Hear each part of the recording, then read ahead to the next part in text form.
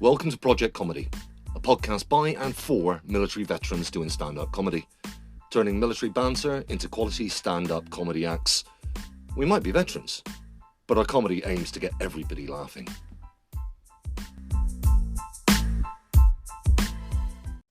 And we're back again. Yes, we've been away for a while, but why? Did we give up on comedy? Were we involved in a freak underwater mountain biking accident? Did Gabe get outed for secretly attending line dancing classes? Did Jamie lose his geek card for calling his dungeon master mum? Was Jay arrested again for hanging around the docks servicing sailors? And let's be fair, Gabe looks epic in cowboy boots. Jamie was forgiven when he bought his dungeon master some flowers. He really appreciated those lilies. And who cares if I take in a bit of laundry from the dockyard? Truth is, life got in the way. You name it, it happened. Work, family, therapy, illness, even the maelstrom that is Christmas descended upon us. But one thing was constant, the desire to make people laugh. Now, we keep in contact on the daily, and we noted a common trend in our conversations: fear. Now, let's be honest, we're all veterans. We've been in scary situations before. We've stood in harm's way, but doing comedy, there are fears that are different from those of combat, those of military life. But in comedy, your life isn't in danger unless you've really messed up. And the most common statements we get from people when we suggest that they give stand-up a go are, "Oh, I'm not that brave. Oh, that's too scary." Yet we're doing it. And we suffer with mental health issues. So if we have fears and people think this is too scary to do, what's the reality? And that's what we're going to address in this episode. Let's look at the fears we have about being comedians. What makes us nervous? Are they rational fears? And let's compare and contrast those fears to our shared military lives. To do that, I'm joined by the brave, the one, the only, Mr. Gabriel Murphy, a man that eats fear for breakfast, if breakfast is spelt capital Guinness. The legend that is Jamie Johnson, the man that doesn't know the meaning of the word fear, because he's illiterate. I mean, for fuck's sake, he thinks dice are allowed to have more than 6 sides. And I'm Jay Saunders. I can smell fear on other people, then realise it's dribbling down my leg. G'day, gents. How the hell are you? Grand. How are you now? So it's been a little while, guys. Good to be back. Have we actually been enjoying our comedy? Because I know, Jamie, you've actually found a couple of open mics in your local area. I have, yeah. There's one in the Glory Hole at Stoke-on-Trent, so I went there. That was quite good. And there's also one down near Birmingham. I'm hoping to do in the next couple of weeks. Also tapped into a comedy venue in Nottingham that's got some 5-minute open mic opens, so I might pop along to Nottingham, stretch my legs a little bit. Absolutely epic. I mean, and it's taking me back because now I started the circuit back in September 2021, and the thought of going back and doing a 5 again, it's sort of like, my God, that feels so long ago. But you can see how you grow on the circuit when you start on a 5. Of course, just before Christmas, I tried out my heat in the semi-finals of the South Coast Comedian of the Year. I wasn't successful, but I can't be envious. I can't be envious at all because you were successful. You went. Yeah, I went. Yeah, that was great news. But I mean, the 3 that beat me, absolutely fantastic. And the overall winners, please look them up. It's not spelt as it sounds, but look up Plastic Jesus. It's spelt with a Z. They are a duo. They're a double act with ukuleles. They are absolutely outstanding. Hey, I can't beat those guys yet.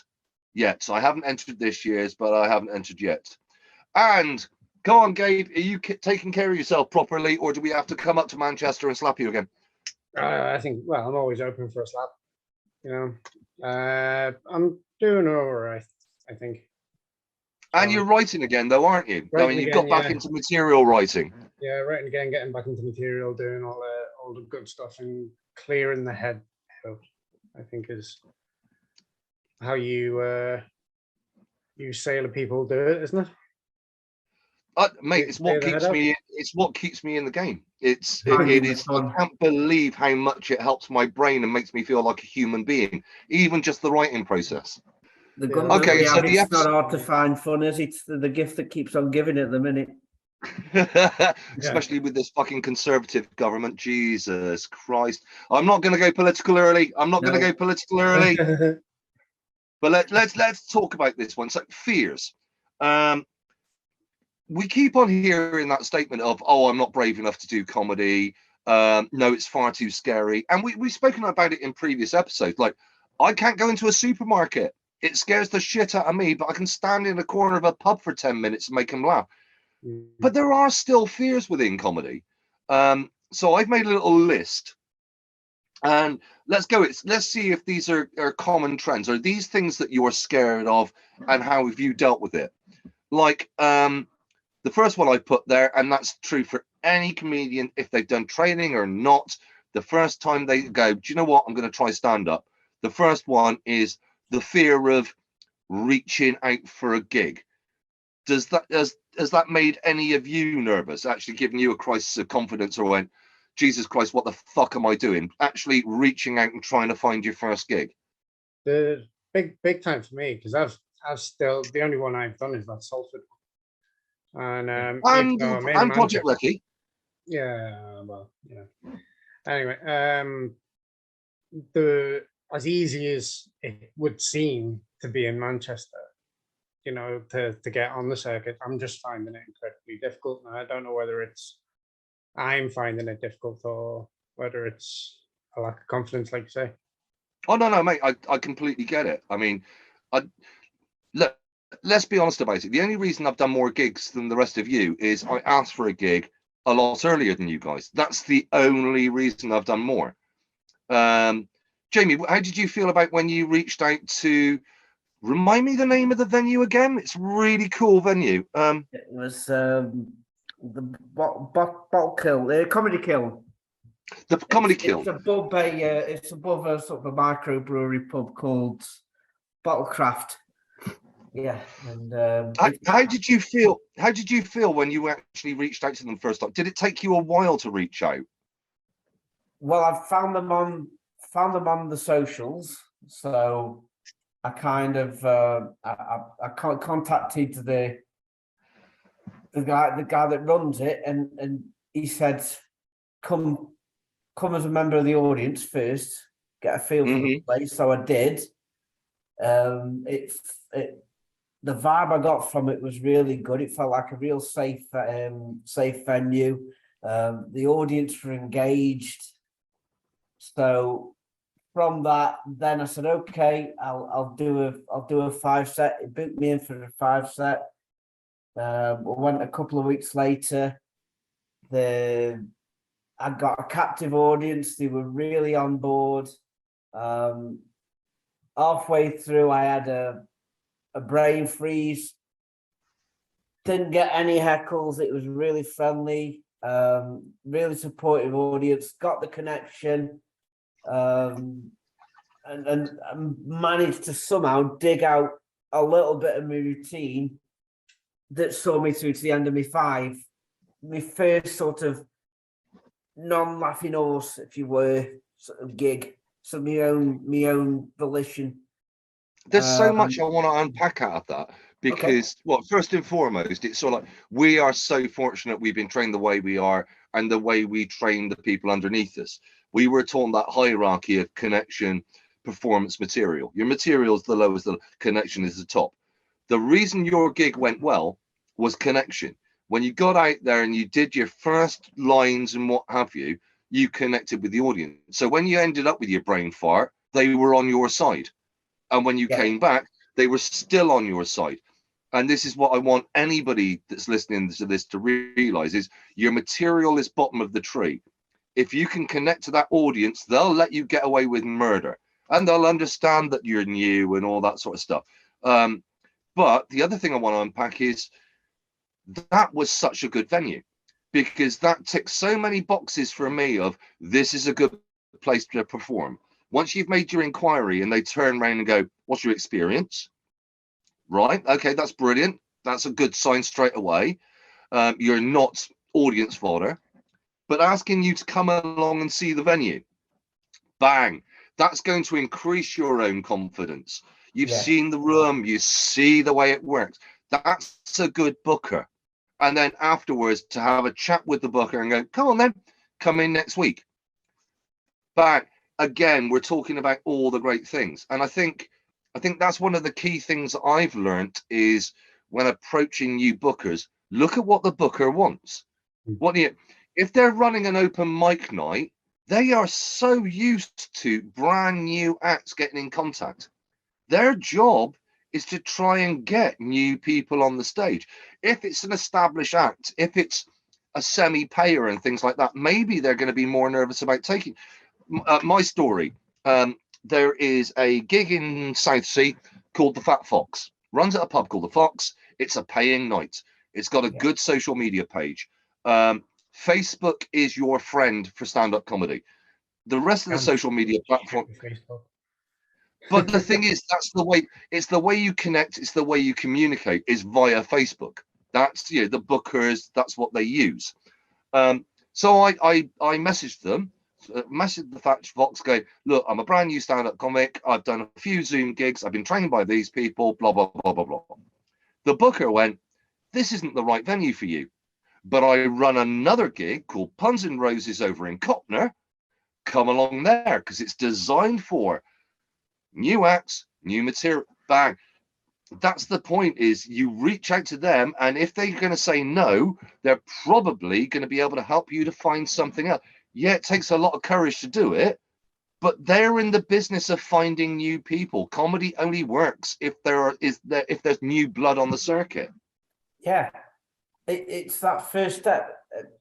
It's comparable to doing drill for the first time. You haven't got to Scooby do what you do. You've just been shown how to do it.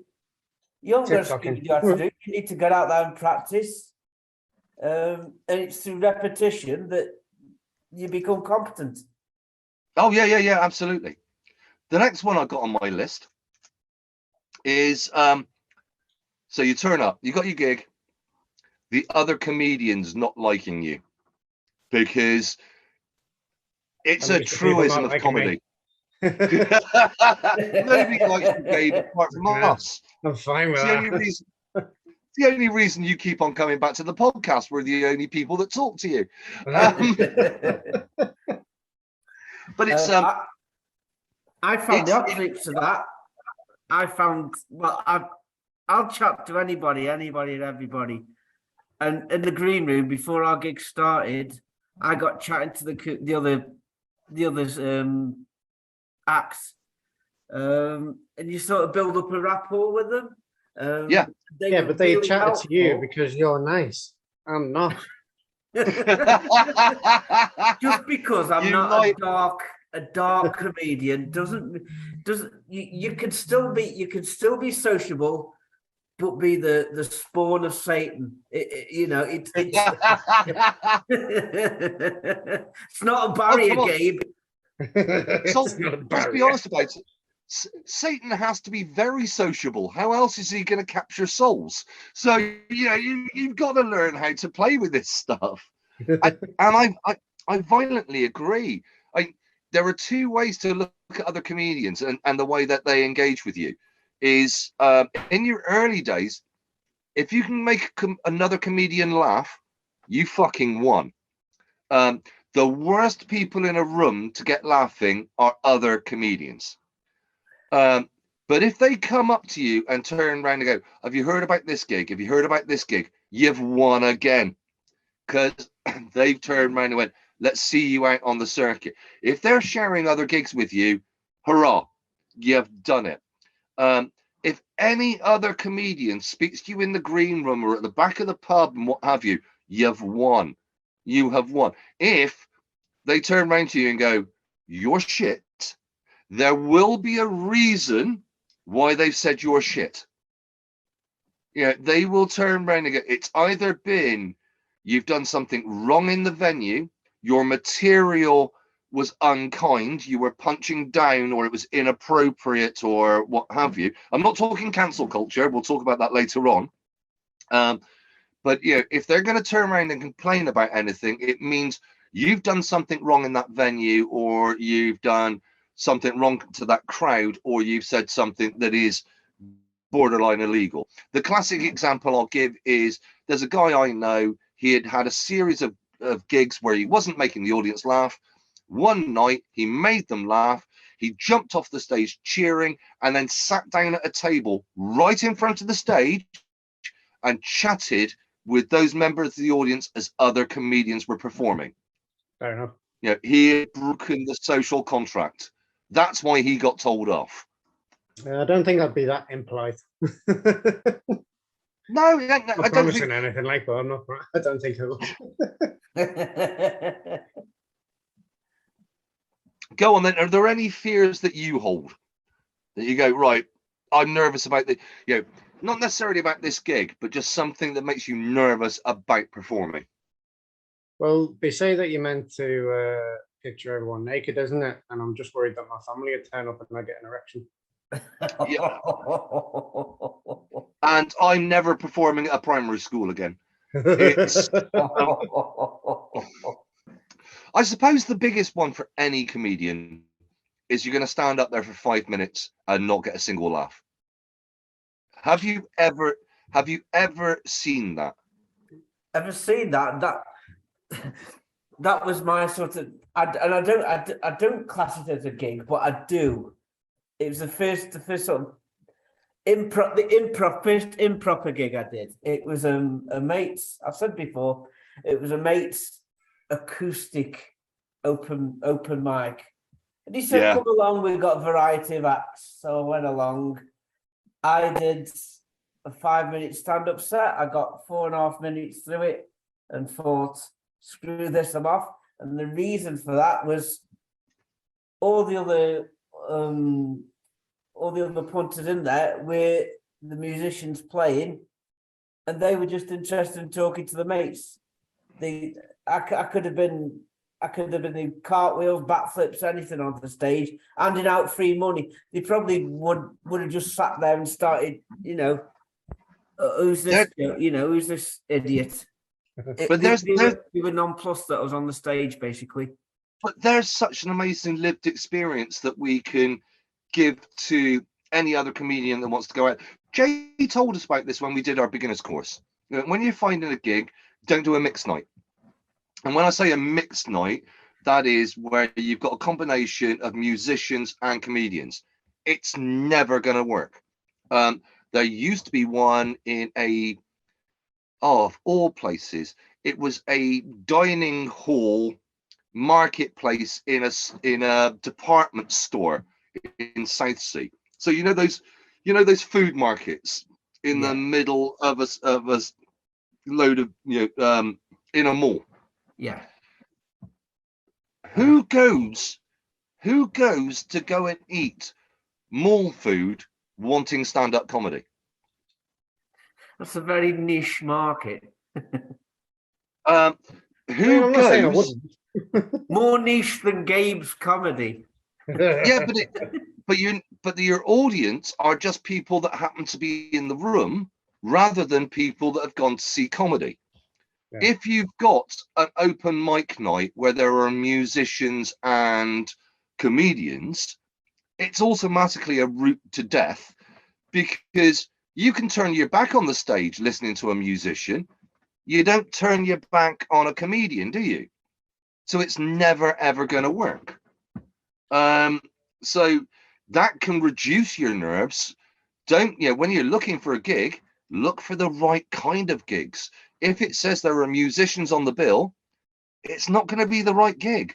You're going to have to be something fucking outstanding to get them to turn around and laugh at you. I mean, more balls to you, mate. You actually did a full 5 set to people that were just only there to try and get cheap beer downstairs when there was a bigger party upstairs. Correct. Yeah. I've never yet seen an act not get a laugh. They might have only got 2 or 3 in 5 minutes, but I've never seen an act not get a laugh. So don't worry. As long as you've got a couple of laughs out of your set, you've won. And the way we train people is, and it sounds very odd to a lot of other comedians, we've had this conversation before, but we've been taught a punchline rate. You know, we've been taught minimum 8 punchlines a minute. So you're only waiting 7 seconds for your next laugh. I've seen guys go up there and do a 5-minute set and get 4 laughs because they've never been trained that stuff. So you should be a slightly more, you know, we can get rid of part of that fear. No laughs very, very rarely, as long as you're in the right venue. As long as you're in the right venue, what a winner. What a winner. Yeah. Any other fears that go through you? Your favorite joke not getting a laugh. Oh, fuck me. I don't know if that's a fear, but it has thrown me on stage. It has thrown me on stage when I know this is landing in every other room, and I get to it and I tell that gag and not a titter out of them. And I'm there going, Just blank Are they- faces. What just happened? are they on medication? Are they on medication? Have I walked into an old people's home for some reason? It's the Rehypnol. They leave my dating advice out of it. Gabe's been on the prowl before you did your set. Oh, that beautiful line of Jimmy Carr's. You know, the 2 guaranteed ways of knowing that the woman's right for you is, number 1, turn around to her and go, would you hold my pints while I have a shit? If she says yes, she's for you. That's right up there with, does this tissue smell of chloroform?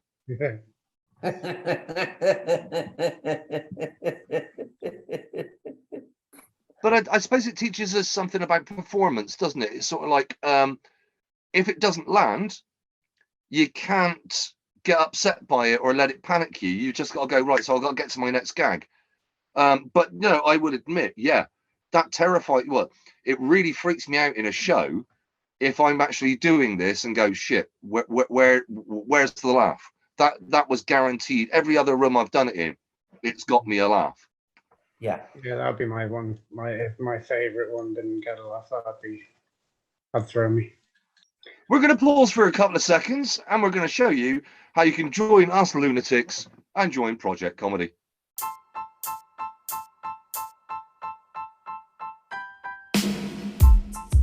Would you like to join Project Comedy? The reality is, it couldn't be much simpler. All you have to do is get on the internet and find your way over to the Project Recce website. That's Project, yeah, the word Project Recce, as in RECCE.org. O-R-G.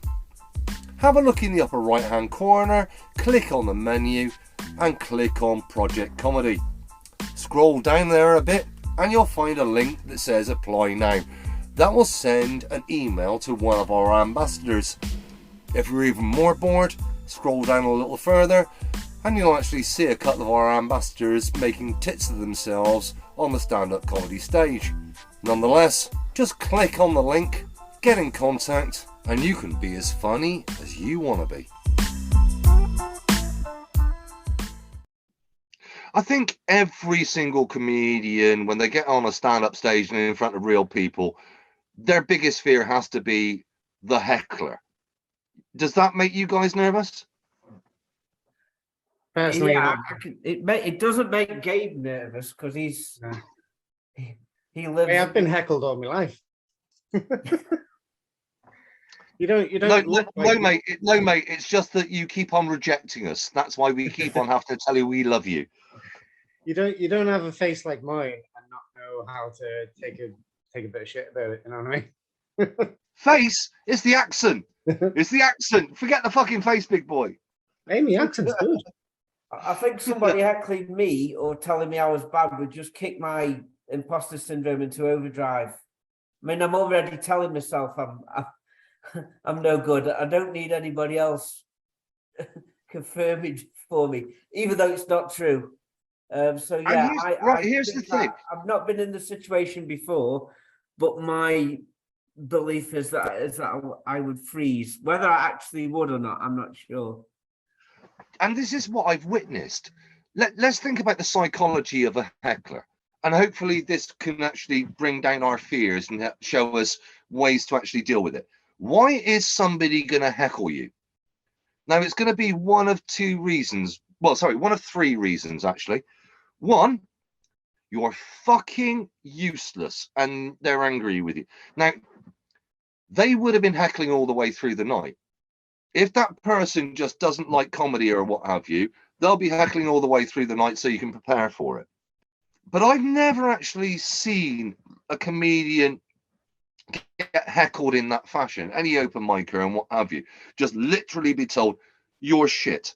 You should have something in your brain to deal with it. The classic I saw was, and this is going back years, there was a young comedian, and when I say young, he was about 14 on the stage, and somebody turned around and went, you're shit. And he instantly replied, thanks, Dad.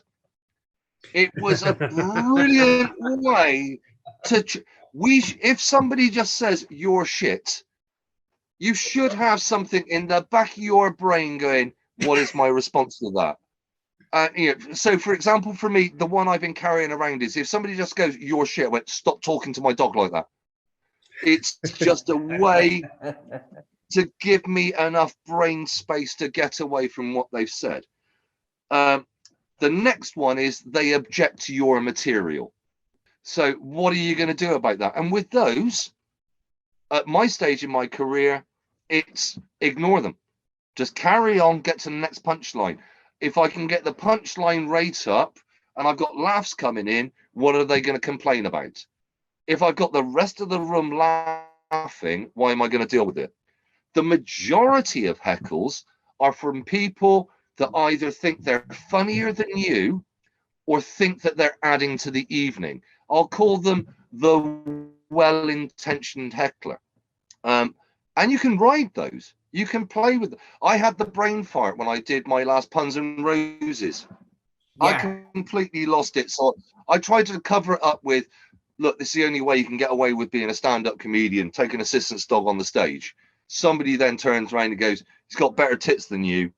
I don't know where it came from. I just responded, and his balls are far bigger than mine. They're fucking glorious. And the room came back to me. Yeah, that landed so well. That did. He actually did you a favor by heckling you. Yeah. And I think that's what we need to remember about hecklers is they either think they're funnier than you, that's rare, or they think they're helping the gig out. So don't be so afraid of them. Unless they turn around and go, oi, you West Country wanker, your views are out of date. Do I need to worry about them? No. If they're chipping in, see if you can find a way to ride it. Be on their side. You could even, if somebody goes, you're shit, love you too, darling. It's how do you disarm what's coming your direction? Because I'll be honest, Jamie, I know you've heckled. Didn't you see Alan? Didn't you see Alan Carr and ask where's Jimmy? I did. He put me down really well. He said, I can still remember it. He done his sort of first punchline, and there was a tiny bit of dead air. And I said, where's Jimmy? And then he said, where's Alan? You hear all that silence in the room? That's for you, that is. So, yeah, very good. And that's the point. Most hecklers you will encounter are well-intentioned.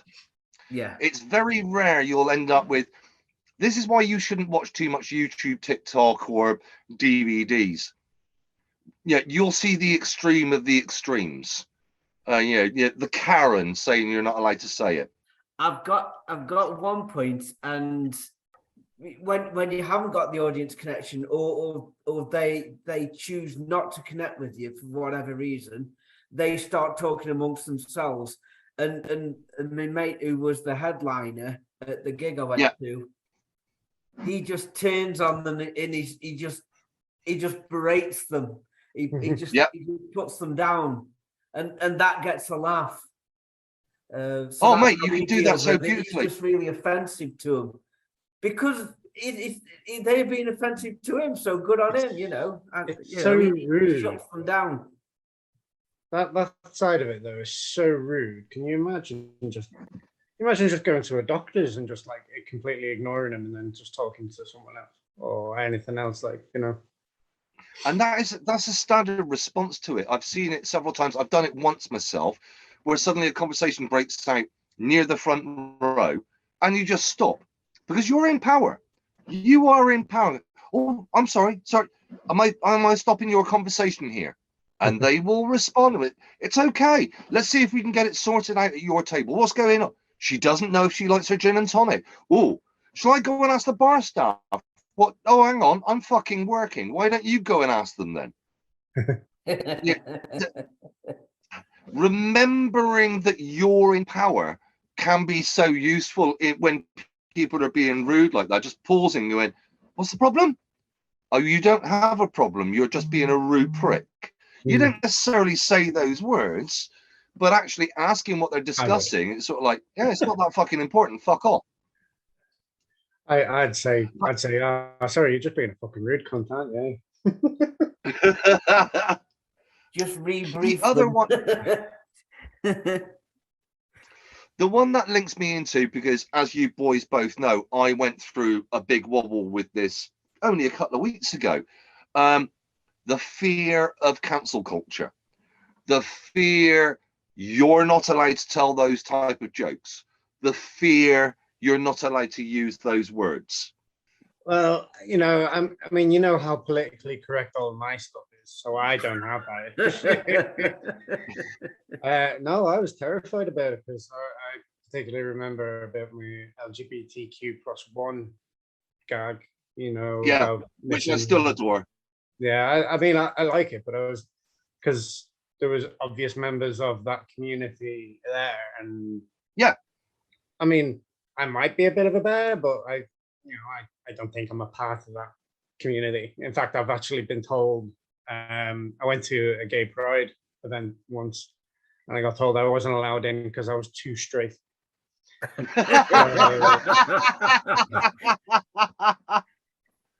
I mean, personally, I think it was just that they didn't want ugly people in there, like, you know.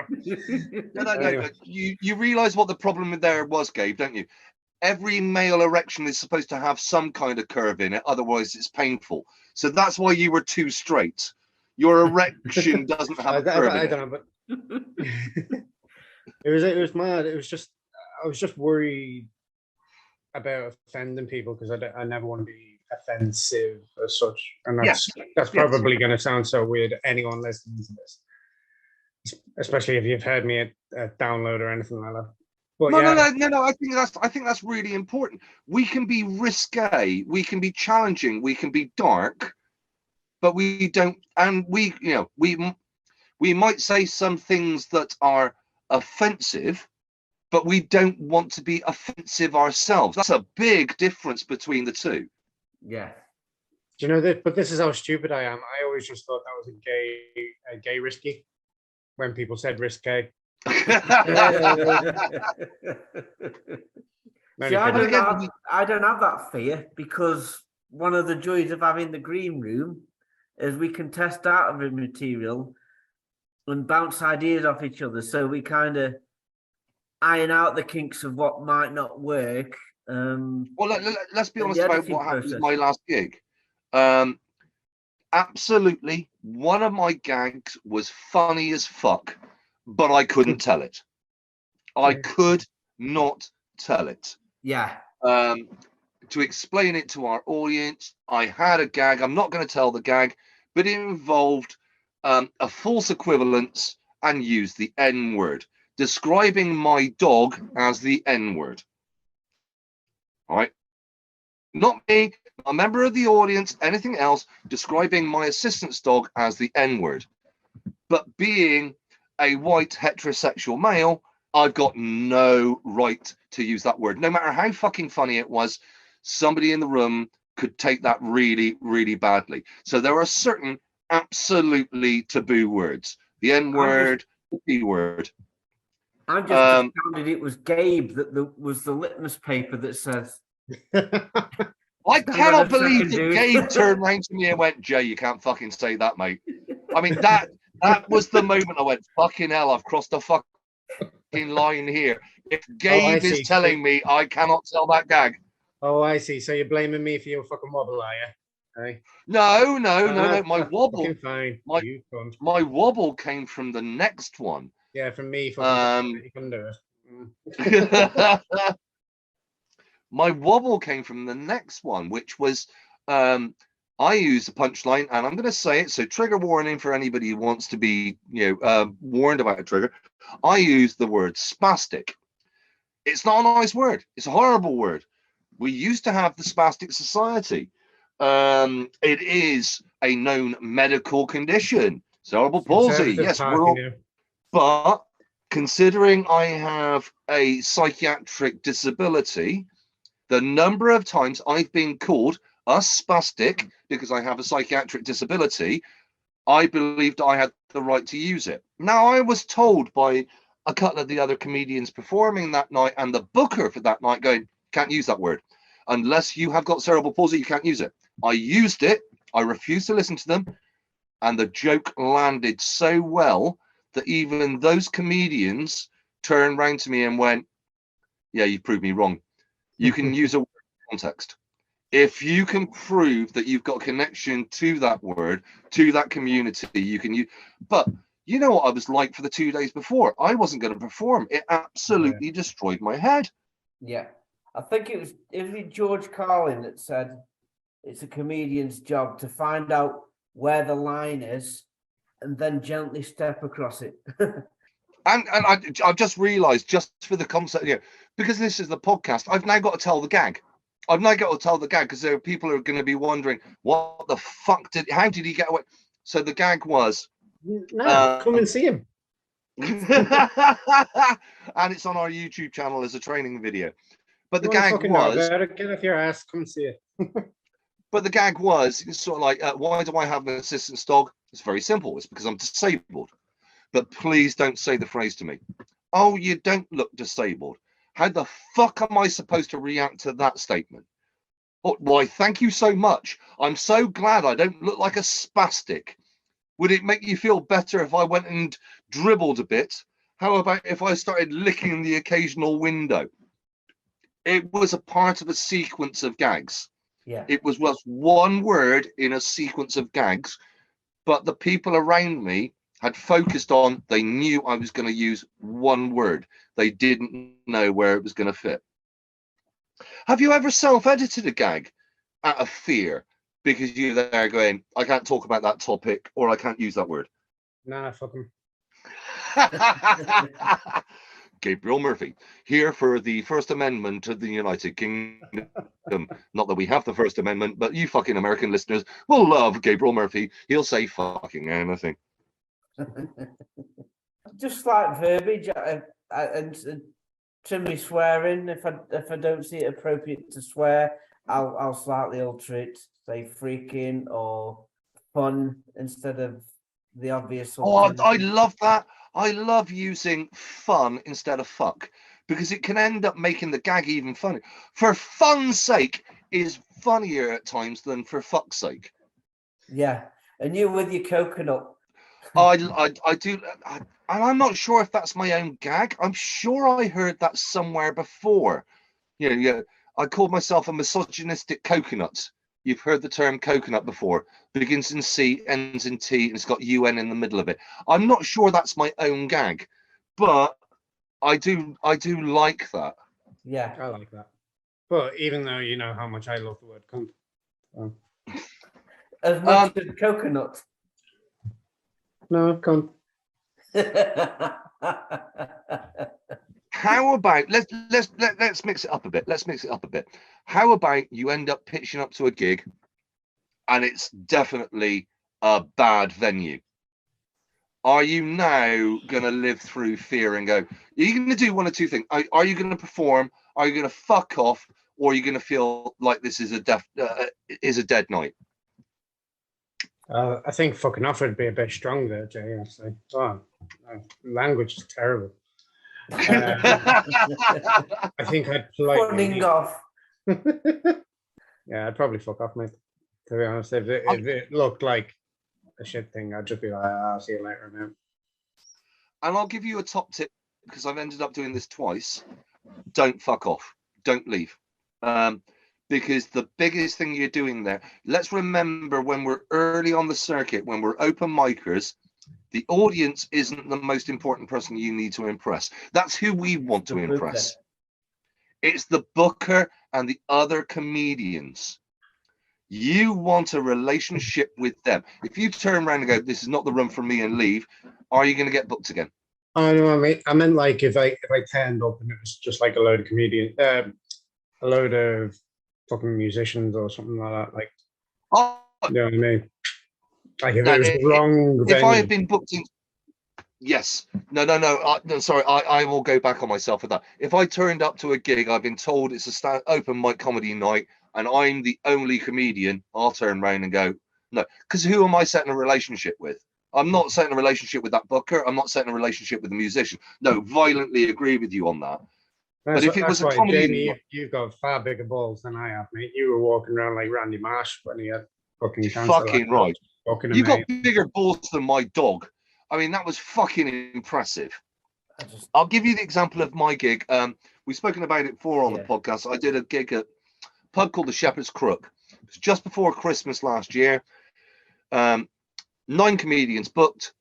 We asked for the jukebox to be turned down so we could start the set, and the landlord went, no, I've got to entertain my customers. That was our first sign. First act gets on the stage, and a Christmas party of Pompey girls sits in front of the stage and starts dancing. Every last one of us comedians got on the stage and did our set.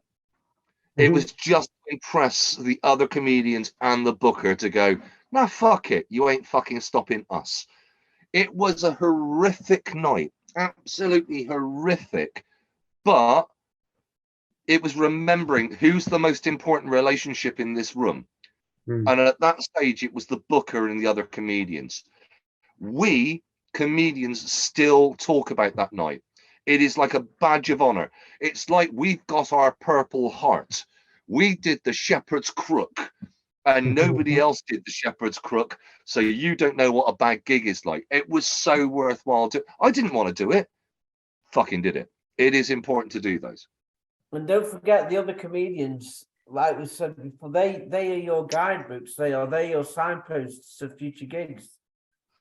And they'll go to another gig, a new gig that's never been heard, and they'll put your name up and turn around. Oh, have you heard of Jamie Johnson? Have you heard of Gabe Murphy? Have you heard of Jay Saunders? Bang, suddenly you get a Facebook message. You interested in a gig at such and such a venue because you've had the balls to go through with it. Okay, here's the uncomfortable one. We'll return to something more fun after it. 3 of us, veterans with mental health issues. How big of a fear thing is that? How much does that add into the fear of performing? You put me on the spot. It's a difficult The quote one, from isn't it? Gabriel Murphy is, "Wah." Yeah, it makes me feel bleh. It puts you on the back foot, I think. If your mental health starts playing up just before you're going to get on stage, it's gonna screw you over. Oh, me, man, I've had a fair few wobbles, like, you know, and obviously with changes in medication and stuff like that, and the old drinky. It's never a good mix, but you know, it's kind of like it's a living with the thing, isn't it? It's just like any other disability, really. You know, you'll have someone who's not got a leg anymore, keeping on trying to put on 2 shoes. You know, every now and then or someone who's had a stroke, they'll go off and get in the shower with the clothes on. You know, it's just something you kind of got to get by with, isn't it? It's who we are now. And it's kind of magical, isn't it? It's I mean, I keep on saying it in the podcast. I can't go to the supermarket. I can do a gig. There's a reason for that.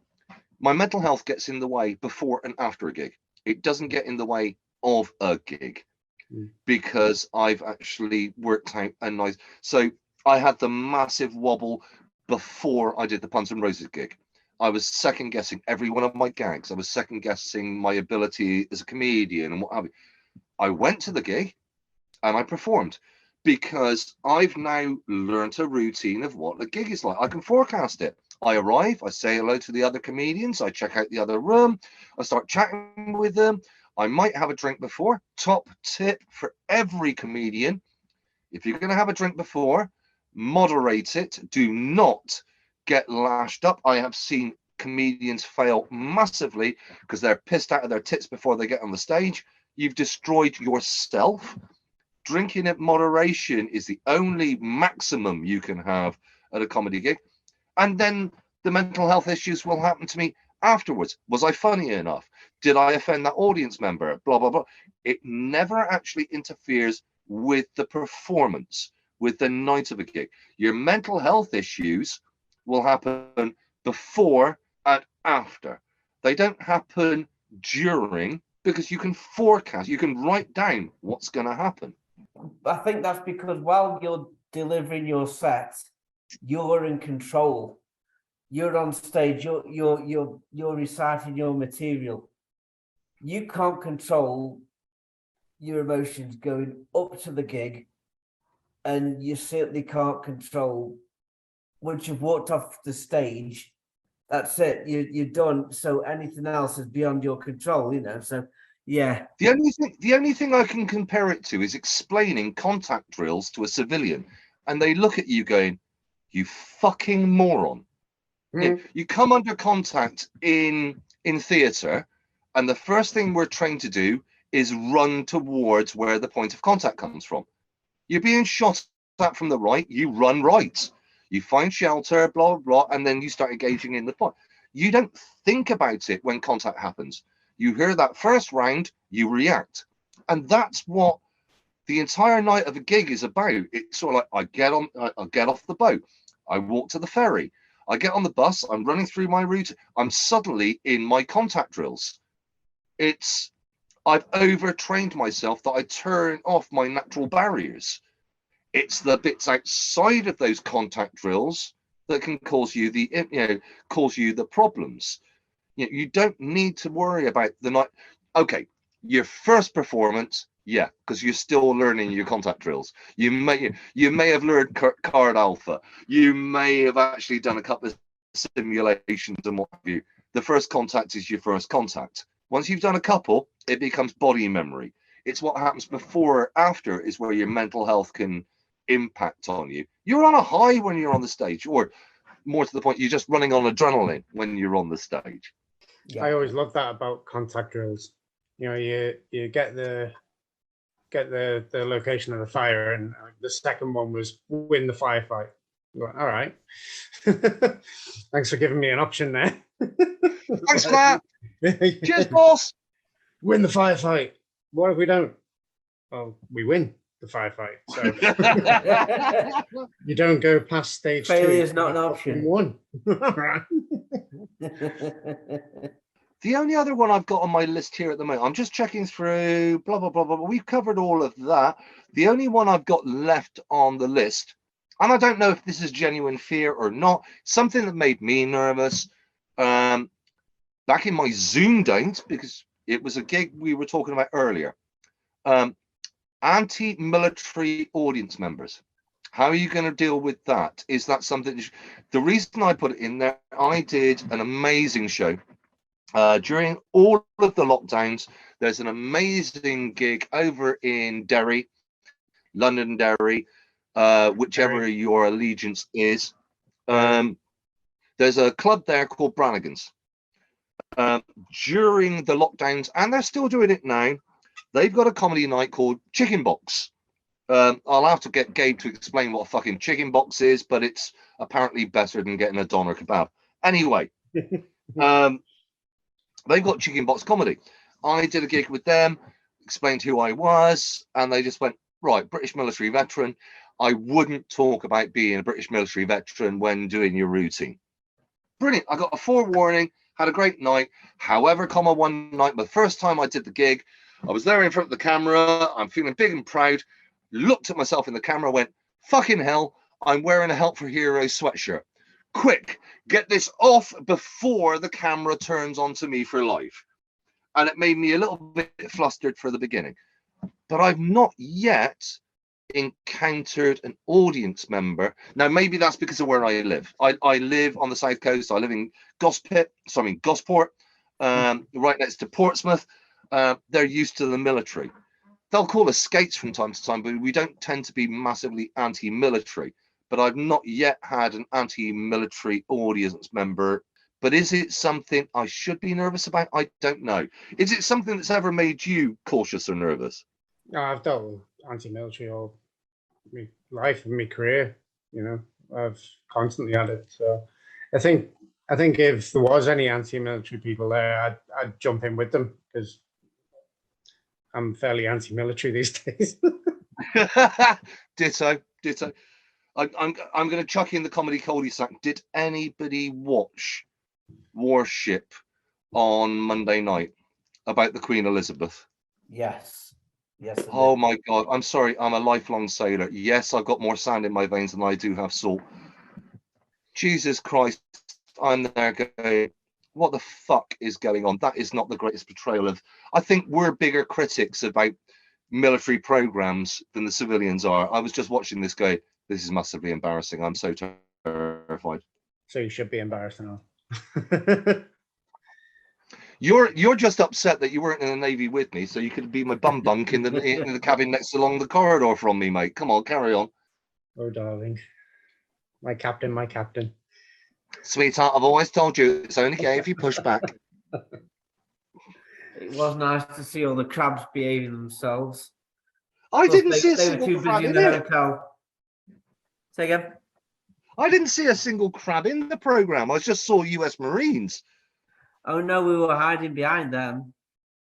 As usual. That sounds about right for the Royal Air Force. I'm sorry, I said that out loud. But anti-military audience, that's not something you should be nervous about.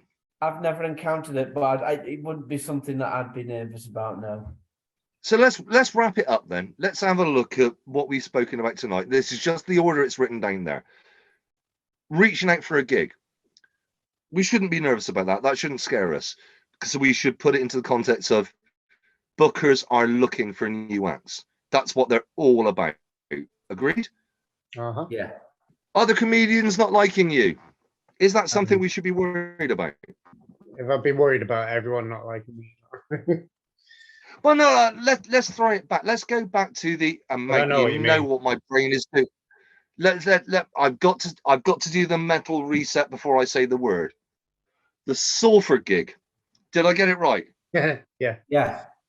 Right. The Salford gig. How did the other comedians react to you that night? Oh, I thought everyone was having a really good time, wasn't they? Everyone. And members of that community that you were telling jokes about were actually performers that night. Yeah. So, yeah, you shouldn't be nervous of other comedians They were because supportive, as long if as you, anything. as long as Okay. your jokes are funny, as long as your punchline rate is up, and as long as your intent is right, why should you be nervous about other comedians? Okay, next one. A laugh without a night with no laughs in your set. Is that really going to happen? In mine, yeah. bollocks. It's that point. I go back to that point of look at the way we're trained. Connection performance material with 8 punchlines a minute. What is the likelihood, honestly, the likelihood of having no laughs?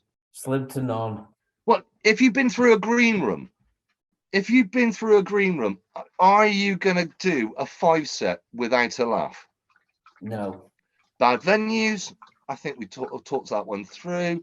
Yeah. Guaranteed gag not landing. I don't think that's necessarily a fear. I think that's something we need to be prepared for in our performances. Cancel culture. Should that be something we're feared about? Nah. It's always going to be a thing, isn't it? I think if you're going to be worried about that, you could be worried about a ton of other more pressing things. And I think it's something in your material writing that you've already dealt with it. If you think you're going to say something horrible or offensive, you would have cut it beforehand. I'd probably added it. Do you know what I've found funny this week, sort of regarding cancel culture? It's the Pink Floyd Dark Side of the Moon 50th. Oh my God! Sorry, before you say it, mate. Before you say, yeah, you probably know. I got a GCSE 1 in music. So when I was 16, so that's 1985. My principal piece of music I had to listen to was Dark Side of the Moon. I know that album cover. You tell the story now, mate, because it makes me laugh my fucking tits off. Well, it's the first time I've ever heard a prism being described as woke. Floyd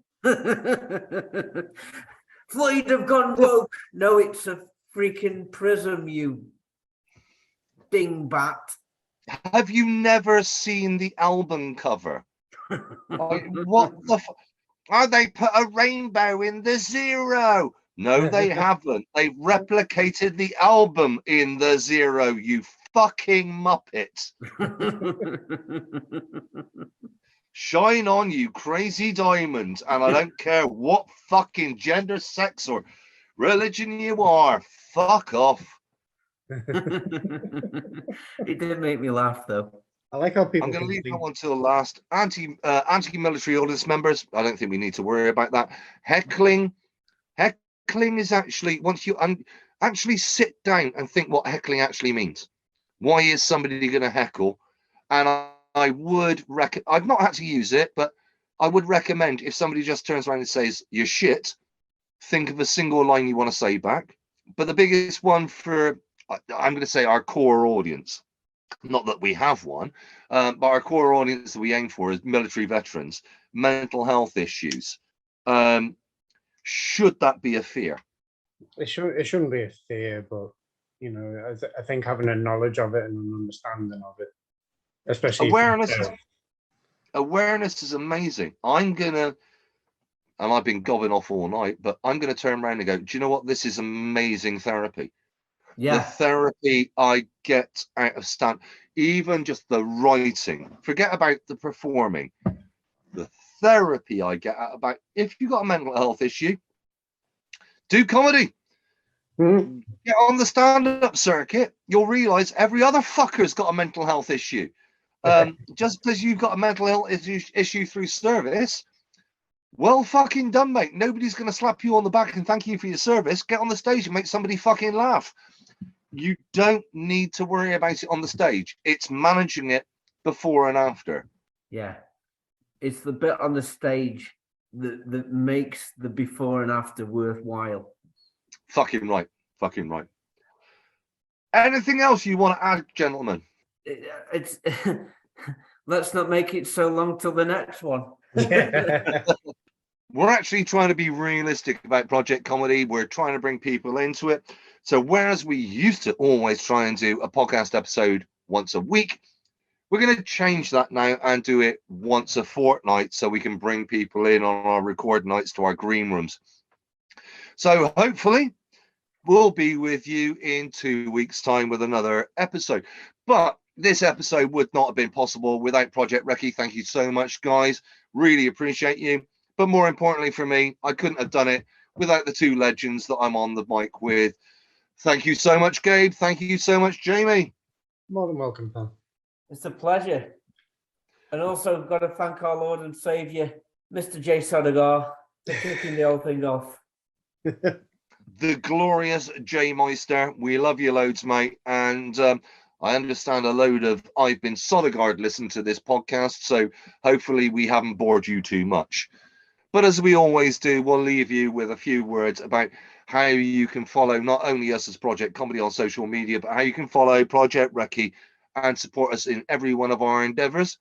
And you never know, by the next episode, we might have some exciting news on how you can follow us a little bit more closely.